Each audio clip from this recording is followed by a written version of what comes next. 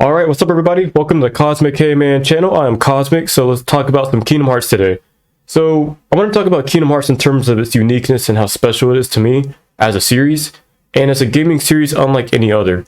And when people talk about Kingdom Hearts, they're talking about, oh, you know, it has Disney or it has Final Fantasy stuff, and that's actually great layers to the series, but when it comes to like the uniqueness of the story, you know, sometimes even the complexity is a little bit strange, but when it comes to the complexity of the story and the characters in general, the series is just so unique, and it did things that were, you know, seemed to be impossible, like mixing Final Fantasy with Disney, and then still adding like your own unique original characters that all mesh within, you know, this world that they're creating.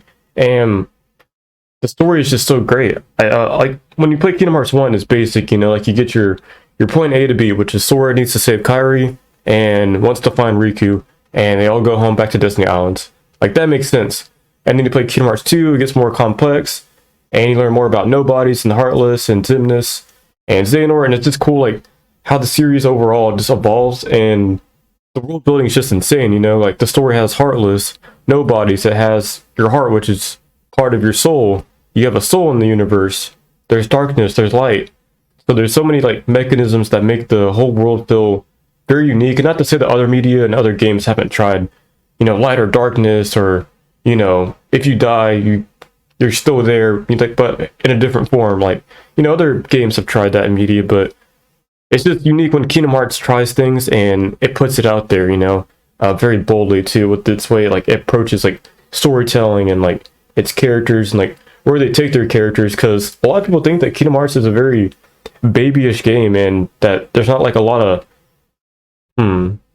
not like a lot of drive to make the characters want to be stronger, go through a lot more things to make them more mature. But if you play the series long enough, like even in Kingdom Hearts 1, there's that struggle, there's that fight for friendship, there's that fight to get back home, you know. So like there's a lot of struggle in Kingdom Hearts, especially when you get all the way to Kingdom Hearts 3. And now there's that like shedding of a lot of tears, you know, because a lot of stuff happens with the characters and how their stories kind of intertwined together, but before that they had to go through a bunch of crap they didn't want to. Like a perfect example is Roxas. Like he was a character that was never supposed to exist, but he became so strong he grew his own heart, you know, apart from Sora, which shows how strong a character, like mentally, and how their will can be very strong. And I like stuff like that in storytelling. So that's just one thing, you know.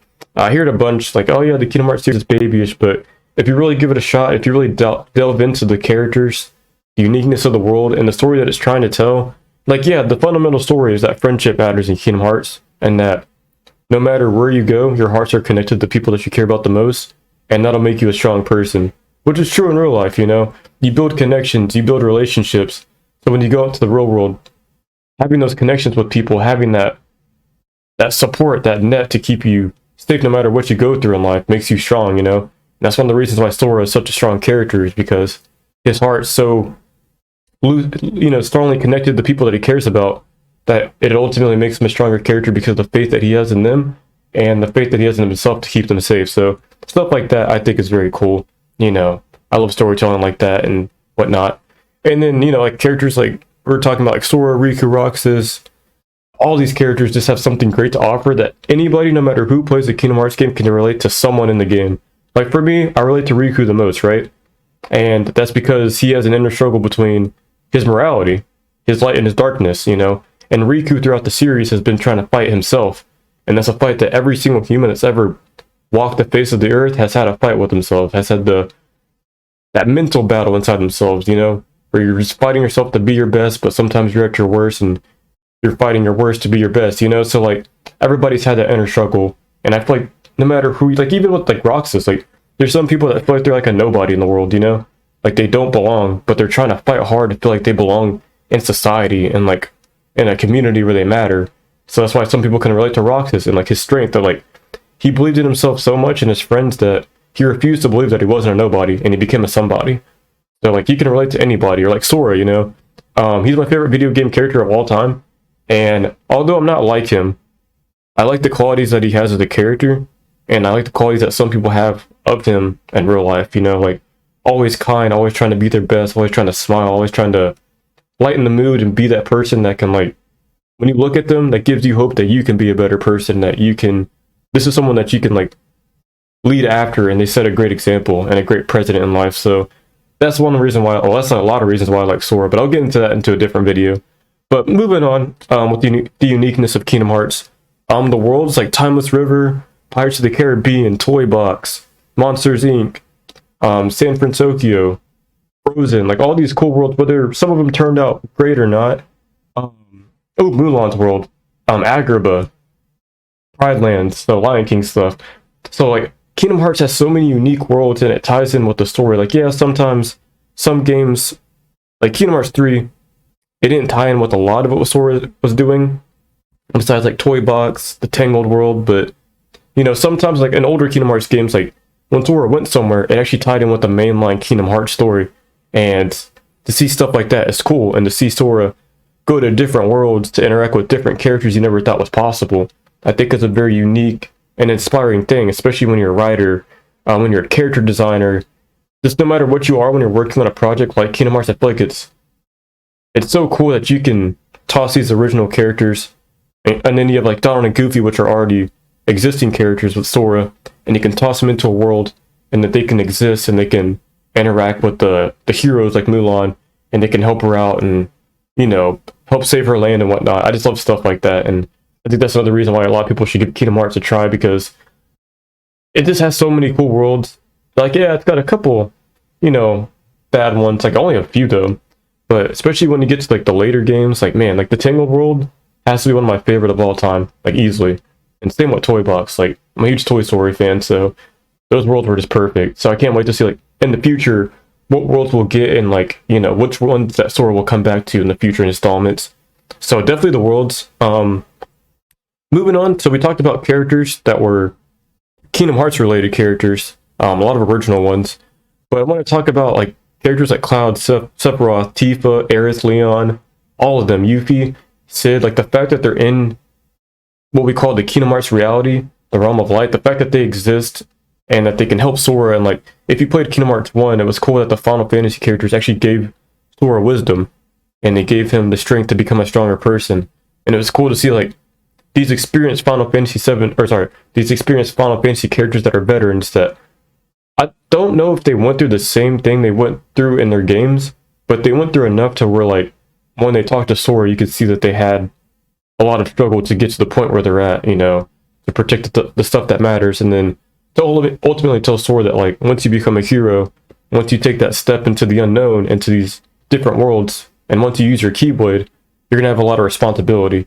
And you know, it's cool that like throughout the game, Sora learned so much from people like Leon or Cloud and Yuffie even, you know. So there's like a lot of cool relationship stuff that you see with those characters, and it's cool to see them interact. And, like they feel very true to their characters in their own games, at least in my opinion. Like when I first saw like a lot of the Final Fantasy characters in Kingdom Hearts, they didn't really feel any different in a bad way. They felt like slightly different to match the Kingdom Hearts style, but the way they acted and like their mannerisms was very true to their series and how they usually are. So that's pretty cool.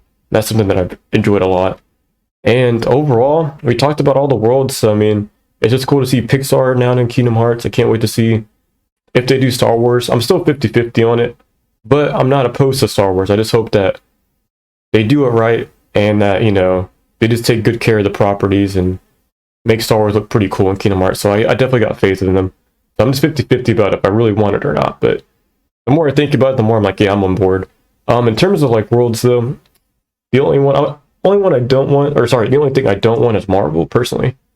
I don't want any Marvel worlds. Not because I don't like Marvel, like I'm a huge Marvel fan, like mega fan.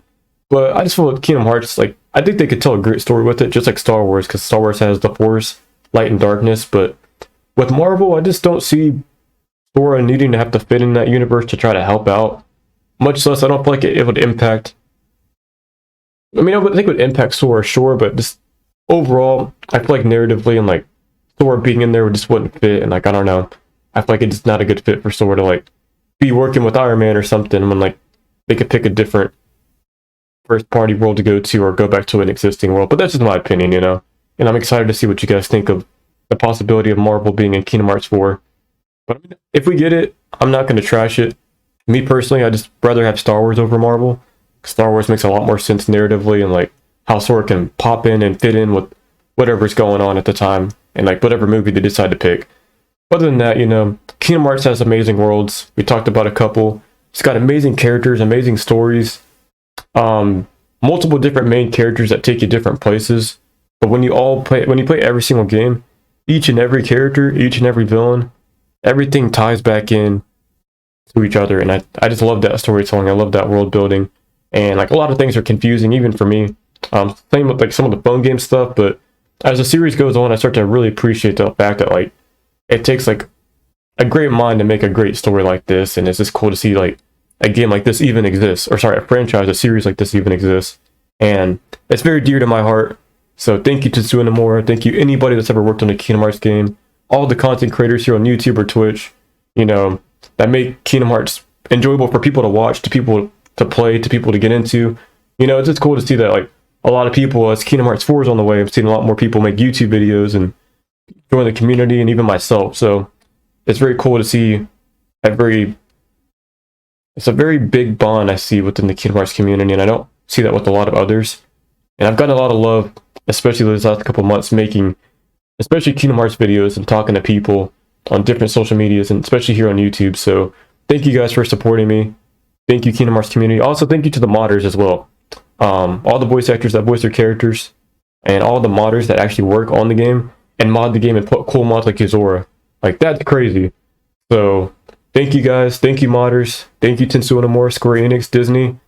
And I will see you guys in the next video. And if you guys haven't, please give Kingdom Hearts a try. I promise you, you won't regret it. I wouldn't play it on Switch. I'd play it on Xbox, PlayStation, or on PC to get the full experience. So make sure you guys do that. Give Kingdom Hearts a chance. If not, you know, watch something about it. Watch something that is digestible, that makes sense, you know, like a good like retrospective or a good breakdown of the series. And if you guys have any questions over Kingdom Hearts, definitely let me know and I'll try to answer them the best I can. And don't worry, Kingdom Hearts content's not going anywhere, so we're just getting started. Thank you guys for the support, and I will see you guys in the next video. You guys take care.